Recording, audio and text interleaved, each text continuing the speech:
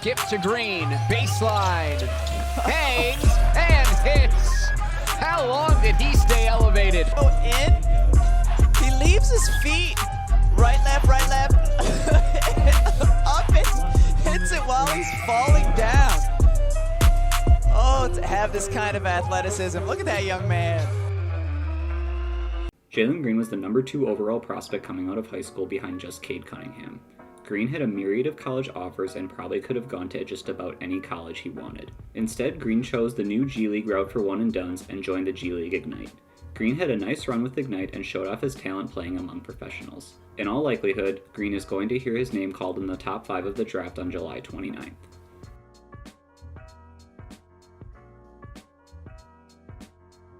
A big strength for Green is his athleticism. Green seems like a player that could compete in and possibly win the dunk contest if he wanted to. Some of the dunks he throws down in games are worthy of multiple looks. But beyond just the dunking, Green uses his excellent athleticism to score in other ways. He is a good finisher at the basket, and part of that is just because he can hang in the air so long even after absorbing contact. Green also has good speed and quickness, which helps him create separation on offense and could help him become a high-level defender. Athleticism is something you can only work on so much. The rest of it you're born with, and Green was definitely born with plenty of it.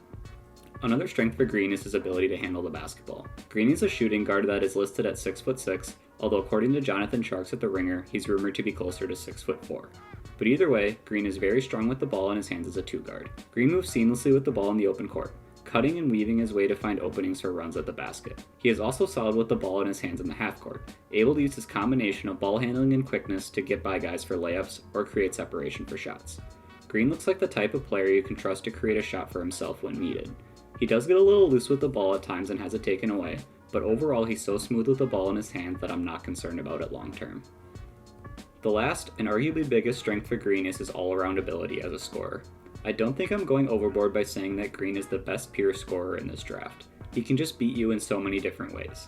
He can get to the basket and make tough layups using his handle and athleticism. He can shoot off the catch from beyond the arc. He can create space off the dribble and knock down shots, and if you foul him, guess what? He's an 83% free throw shooter. Honestly, your best bet as a defender is to force him to shoot threes. He's not an elite 3-point shooter yet at 37%, but he's still plenty dangerous. I think to reach his true potential, Green will have to get a bit stronger. He's currently just 178 pounds. Adding some strength will make it even easier for him to score at the basket and could help him shoot from long range too. It seems that a lot of his misses are short. Even if he doesn't bulk up much, Green is going to score points no matter where he goes.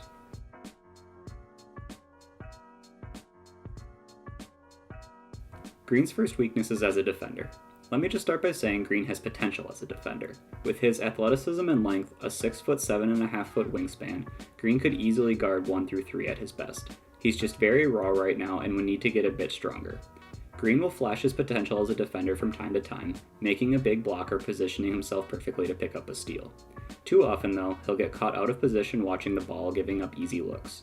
He will also pressure the ball too aggressively at times, getting off balance and allowing easy drives to the basket. Part of this is just Green being young and needing to learn the finer details of defending in the NBA, or in this case the G League.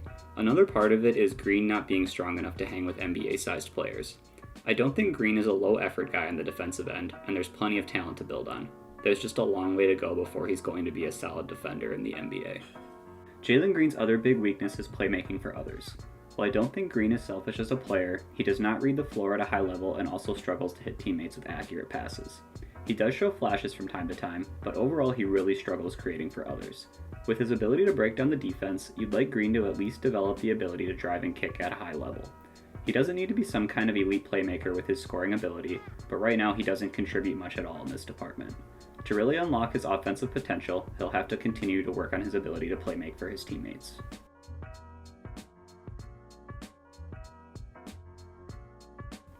This first clip shows off Green's incredible athleticism. The play starts with Green slightly behind the play as the transition opportunity starts. Green then hits the turbo and leaves all possible defenders in the dust. He gets the feet in stride near the free throw line, takes 2 steps, cocks it back, and violently slams it home. The dunk is obviously an amazing display of athleticism in itself, but this play also shows off some of Green's speed and quickness. He just has another gear he can get to that few players are able to hit at any level. Green will fit right into the NBA as an athlete from day one. This next clip displays some of Green's scoring ability. Green brings the ball up and crosses over, then he hits the next gear to get downhill past his initial defender. He is then faced with a big sliding over to help at the rim. He simply goes right into him, hangs in the air, and finishes the attempt while getting the foul call. Green can beat teams in so many ways as a scorer and put up points in a hurry with his combined ability to finish at the basket while being fouled. He might not be quite as explosive as a scorer in the NBA right away, but I don't think it will take him long to start putting up some big scoring nights. This final clip provides a window into some of Green's struggles as a defender. The play starts with Green in the right spot. He hasn't strayed too far from his man, he then slides over a bit to help slow down the drive. But from there things go downhill in a hurry. A fairly simple pass is made out to GP2, Green's man, and Green closes out off balance, not giving himself an opportunity to slide his feet. When GP2 puts the ball on the floor, he easily gets beat to the basket and to make matters worse, picks up the foul. These are the types of plays Green will need to clean up at the NBA level to make himself into a stronger defender.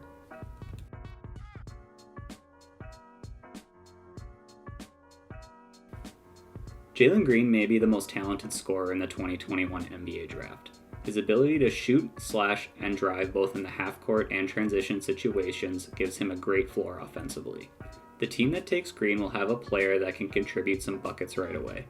For Green to reach his full potential, he'll have to add some strength and develop his game as a playmaker and as a defender. Green has a ton of upside and has a path to becoming a star at the NBA level. I think the floor for Green is a Jordan Crawford type career. That is to say, a guy that comes off the bench and can contribute some scoring punch with the second unit. As mentioned earlier though, Green's ceiling is incredibly high and the team that takes him early in the 2021 NBA draft is hoping he can hit close to it. My NBA comp for Jalen Green is Zach LaVine. Green is an explosive athlete that can put up huge scoring nights, but his ability as a defender is a bit questionable at this time.